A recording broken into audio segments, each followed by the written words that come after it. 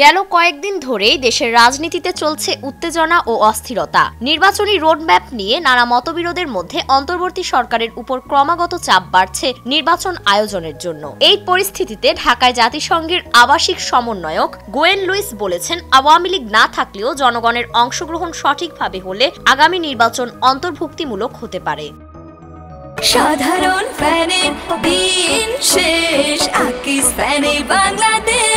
জাতীয় প্রেস ক্লাবে কূটনৈতিক সংবাদদাতাদের সংগঠন ডিপ্লোম্যাটিক করেসপন্ডেন্টস অ্যাসোসিয়েশন আয়োজিত ডিক্যাপ টক অনুষ্ঠানে গতকাল 5ই মে তিনি এসব কথা বলেন। অনুষ্ঠানে উপস্থিত ছিলেন ডিক্যাপ সভাপতি AKM মঈনুদ্দিন ও সাধারণ সম্পাদক আরিফুজ্জামান মামুন।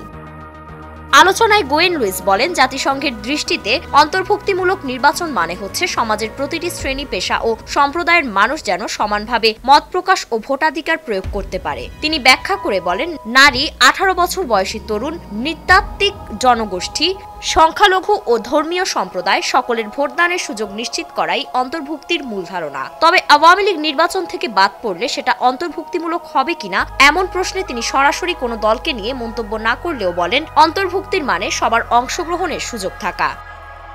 এদিকে আওয়ামী লীগের বিরুদ্ধে সন্ত্রাস, গুম ও মানবাধিকার লঙ্ঘনের অভিযোগে দলটির রাজনৈতিক কার্যক্রম নিষিদ্ধ করা হয়েছে অন্তর্বর্তী সরকারের নির্দেশে। এ বিষয়ে জাতিসংঘ মানবাধিকার কমিশনের সুপারিশ ছিল কোনো রাজনৈতিক দলকে নিষিদ্ধ না করার বিষয়ে। এ প্রসঙ্গে গোয়েন লুইস বলেন, আমরা রাজনৈতিক দল নিষিদ্ধ না করার সুপারিশ দিয়েছিলাম, কারণ সকল পক্ষের অংশগ্রহণ ও সংলাপের মধ্য দিয়ে সংঘাত এড়ানো যায়। তবে তিনি স্পষ্ট করে জানান, এটি সম্পূর্ণভাবে একটি রাজনৈতিক সিদ্ধান্ত এবং জাতিসংঘ বাংলাদেশ সরকারের রাজনৈতিক সিদ্ধান্তে হস্তক্ষেপ করে না।